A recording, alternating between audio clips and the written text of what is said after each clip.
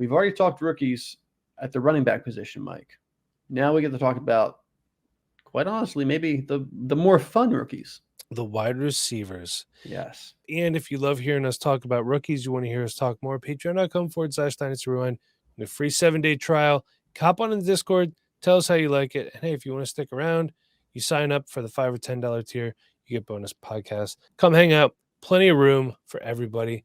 Now, let's talk about it. And hey, there is a caveat. There's no Marvin Harrison Jr. in this because we know he is the wide receiver one if he comes out. So we wanted to give you guys some other good names that you need to wrap your brain around here. And look, if these guys are your consolation prize, you're going to be okay with that. Let's get started.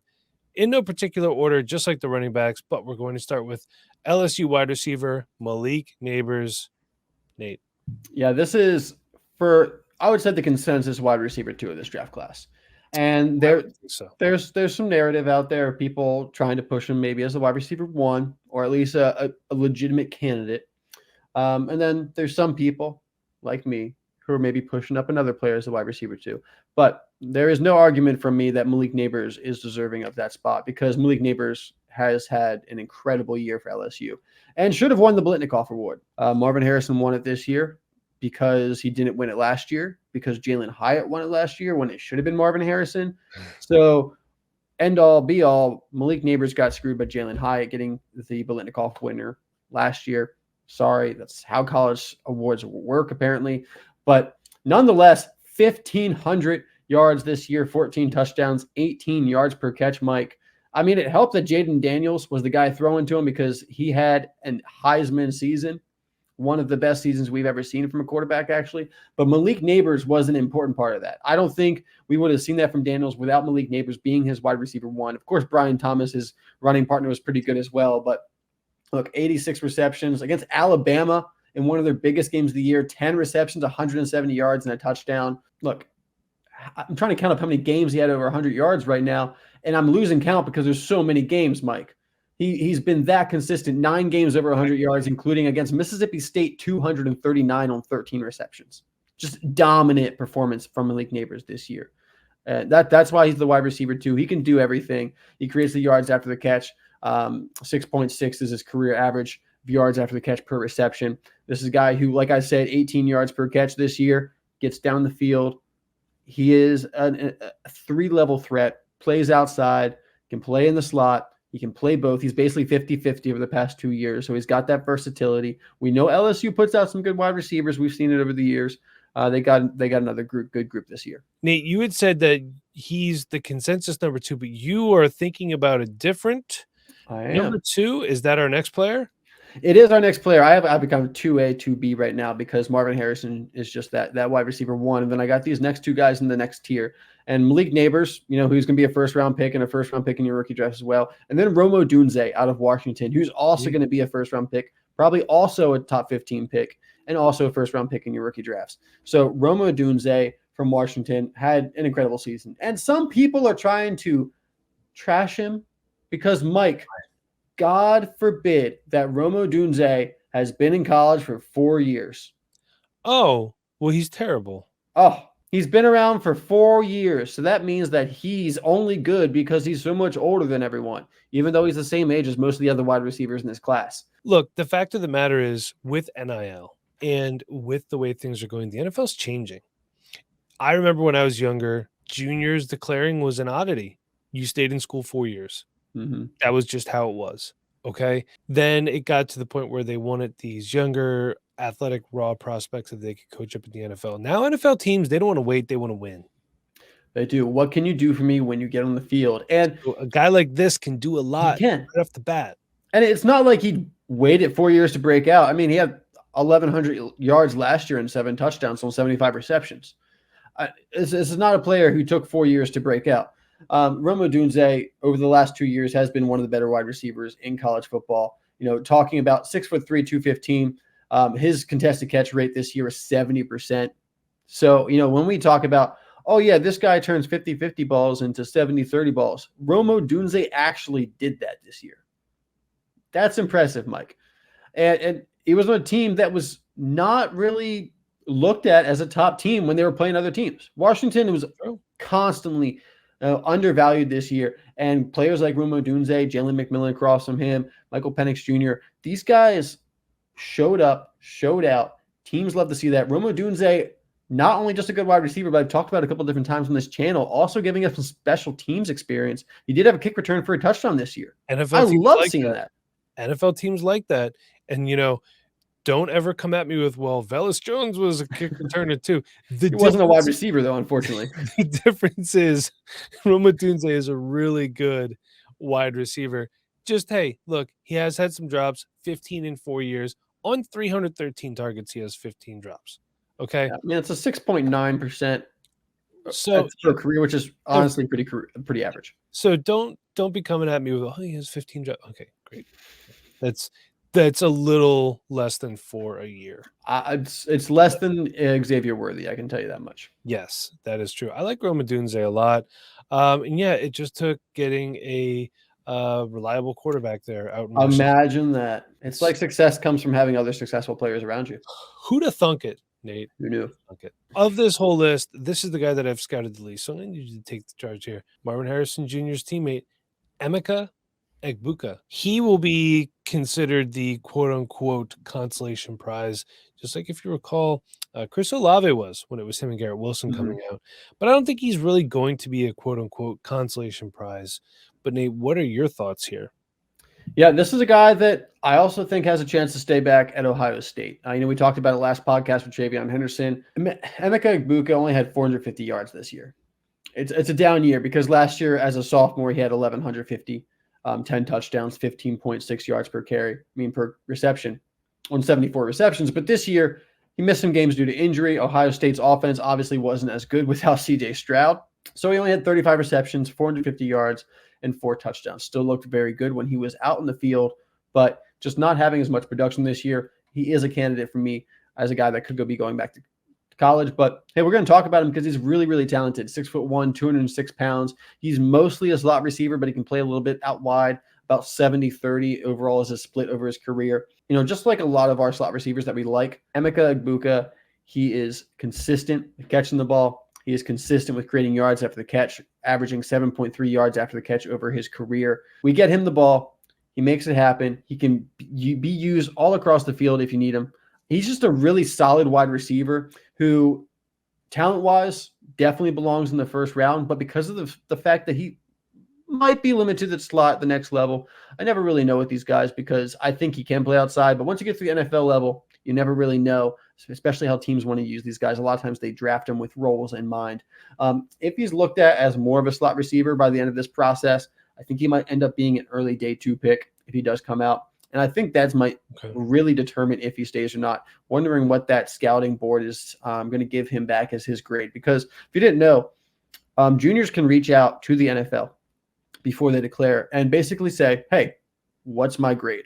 And the NFL comes back and they tell him, hey, you're a first-round pick, you're a day 2 pick, you're a day 3 pick. It's basically that. So depending on what they say to him, that might change his mind, especially with Nil, especially with the fact that, he's only been here for 3 years at Ohio State. He could pull a Chris Olave, go back to Ohio State, try to win that game against Michigan maybe. Yeah. But look, there's no doubting that Emeka Egbuka is talented. He is, enough to be a first-round pick in your rookie drafts. Is he going to come out? Is he shown enough this year with the production that he's had just in those couple games he played? There's going to be a lot of question marks around him, but the talent's definitely there. Hey guys, Bob here, dropping by to interrupt your scheduled programming to thank today's trusted partner, Mint Mobile. I don't know about you, but I'm always looking for ways to save money, especially during the holidays. And it always shocked me to see what I was paying when it came to my wireless bill. I couldn't help but think, what am I even paying so much money for? Am I paying for speed, coverage, data, access to 5G, unlimited talk and text, mobile hotspots, you name it. I was paying so much money while Mint Mobile offers all of these features for as low as $15 a month. And I know what you're thinking. It was my first thought too. How can they only charge $15 a month for that much coverage? It's easy. They keep it simple. For starters, they're built on the nation's largest 5G network, and they keep costs low by only selling online. This means no pushy sales rep trying to earn a commission or brick and mortar locations. The cost is great, and don't worry, they made switching easy too. This is all thanks to the Mint Mobile app and digital eSIMs that most phones now have.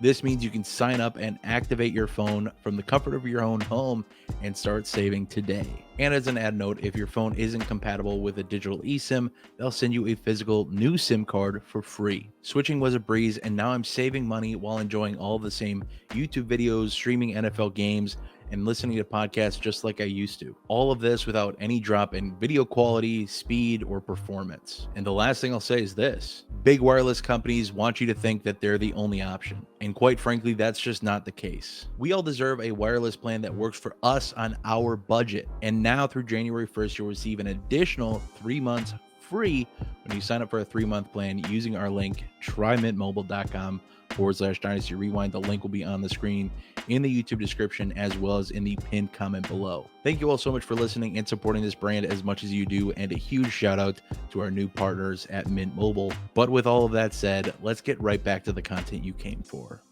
Let's move on, and we'll talk about another Oregon product here. That is Troy Franklin. That's Bob's boy. He might just be an Oregon fan now. I think he is. He completely shunned Wisconsin. He's just hopping all aboard. Yes, he's a Dylan Gabriel fan now too, I guess. Troy Franklin. And we talked about him coming into this season as someone that we liked. He's got a little bit of that slim reaper build that we always go back to, but he did beef up this offseason, Mike. He beefed up coming into this season. He's 6'3", 187 pounds now. And career year for Troy Franklin. Now that he has a Bo Nix there, 1,300 yards, 81 receptions, 14 touchdowns, average 17.1 yards per reception. So he's got that ability to win down the field. Look, Troy Franklin, wide receiver 1 for that team. They didn't have a lot of depth outside of him, so he was getting the ball in a lot of those situations, and that was a potent offense. And Troy Franklin was certainly a huge part of that. He was out there with 8 games over 100 yards, so he was consistently scoring, consistently putting up yards for the Oregon offense. And this is a guy that plays outside almost entirely. 80% of his snaps come from out wide. He does create some yards after the catch, 5.5 career average, so a little bit less than guys like Emeka Egbuka or Malik Nabers. But for Troy Franklin, if you're looking for a consistent wide receiver, there's not many better than Troy Franklin at this point. He's got some great hands. He's got a great ability to win at the catch point, despite being a little bit lighter than some of the other wide receivers we've already talked about, like Odunze. But Troy Franklin, he wins. He wins the catch point. He wins on the slants close to the line of scrimmage. He wins at all 3 levels. I really like Troy Franklin. Bob really likes Troy Franklin. I think, Mike, you like Troy Franklin, right? What I love about this guy, just a threat from everywhere on the field, is really sticky hands. Yeah. Just exactly. He's everything you want in a wide receiver, not to just kind of, go chalk here, but I love Troy Franklin. I loved what I saw. Oregon was an exciting team to watch this year. They got a lot of good skill players out there. He's definitely one of them. I don't know if he has the upside of a Malik Nabers, a Odunze, and that's what kind of keeps him in this next tier for me. Yeah. But like we just said, if you're looking for someone you can put on the field right away and be your wide receiver too, it's Troy Franklin. Okay. Yeah. And Troy Franklin can be that guy. All right. Did you say where you think he's getting drafted yet? I think he's late first, early second, depending on the value of the wide receiver and how the draft board falls. I think he's got the talent to be a late first, in that kind of 20-ish range that we see a lot of wide receivers go these days when there's playoff teams. Hey, let's grab a plug and play wide receiver. Troy Franklin's that guy. So I could see him being a late first. If not, definitely one of the first picks in the second round. I would think he's very talented and therefore a first round pick in your rookie drafts. Let's move on to a guy I have questions about. Can he separate in the NFL? Yep. Florida State's own Keon Coleman. He's physical at the catch point. Sometimes when he wants to be, other times he just lets himself get bullied by defensive backs that are smaller than him. You're speaking my language, Mike. Yet oddly enough, very good in the red zone. 11 touchdowns this year. Yeah, it's weird watching him play. I see him get pushed around all over the field, and then he's just a monster in the red zone. I don't know. NFL coaches are not going to like that. They're like, listen, if we want George Pickens, we'll just trade for him. You got to be physical all the time. Yeah, Keon Coleman, like you said, he's got 11 touchdowns. He's been a threat in the red zone. But we're looking at a contested catch guy, contested catch specialist, I would even say, that for me is not consistent enough in the contested catches. His specialty he's not very good at. And that's troublesome, Mike. That's troublesome. Everyone's talking, oh, Keon Coleman, like one of the best 50-50 guys in the class. I think I see that he had 30 situations where he had a contested catch, and he came in with 10 of them. That is a 33% rate, Mike. It's not very good. Not at all. You're telling me that your contested catch specialist makes 50-50 balls, 30-70, but the wrong way? We're talking about Odunze catching 70% of his 50-50 balls. Keon Coleman's only catching 30. Well, That's a big difference there. So contested catch specialist just means can't separate. That's what it's turned into in the NFL. The NFL is way too athletic these days. Everyone's way too quick. If you can't separate, and if you can't separate at the college level, Mike, good luck in the NFL. I'm telling you right now, this is why I included Keon Coleman here, because he's not in my top 5. And straight up, not in my top 5. Will not be at any point. Buzz around him right now. There's a lot of buzz. I'm seeing him as people's wide receiver 3 in this draft class, and it just doesn't make sense to me. Talking about a guy that had 650 yards this year, has never had more than 800 yards. Yeah, he had 798 last year with Michigan State. But Keon Coleman, he's a good college wide receiver. I don't think he's going to be a very good NFL wide receiver because he can't separate. He's not consistent enough with his contested catches. I watched him against Florida. There was a pass into the end zone where he got 2 hands on the ball and dropped it. PFF doesn't count as a drop, but he damn should, because he's missing a lot of drops on the stat sheet. I'm telling you that. They have him down for just 2 drops this year. Look, he's got a lot more drops than that. They're cooking the books for Keon Coleman. There is some kind of like conspiracy theory trying to get Keon Coleman to be a top 3 wide receiver in this draft class. I just don't get it. I'm probably not going to have a lot of Keon Coleman because he's expected to be a first-round pick in the NFL draft, a first-round pick in rookie drafts. We'll see if that holds up through the pre-draft process, because I think a lot of people are going to realize Keon Coleman isn't everything that everyone thought he was. The only other guy that I want to mention, because I'd rather have him over Keon Coleman, give me Tez Walker any day of the week over Keon Coleman. Tez Walker from the University of North Carolina. If you want to talk about a guy that can separate, that can get open, that can come down with contested catches, and also has amazing speed, but's also big and physical, that's Tez Walker. Yeah, I'll tell you what. Look, I just pulled up PFF's draft board at the wide receiver position. They're big board. Now, it's very early in the process. They got Marvin Harrison, Malik Nabers, Odunze is the top 3. Can't argue that at all. I'm okay with that. Mike, you know who they have at number 4? Keon Coleman. Devontae Walker. Okay, great. See, now I'm happy. Yep. And then they got Brian Thomas Jr., the other LSU wide receiver, and then Troy Franklin, rounding out that top 6. So. I like that top 6. And you know what? Brian Thomas Jr. is a guy that if we did this exact same episode in a month, he might be on this list. Keon Coleman might be out.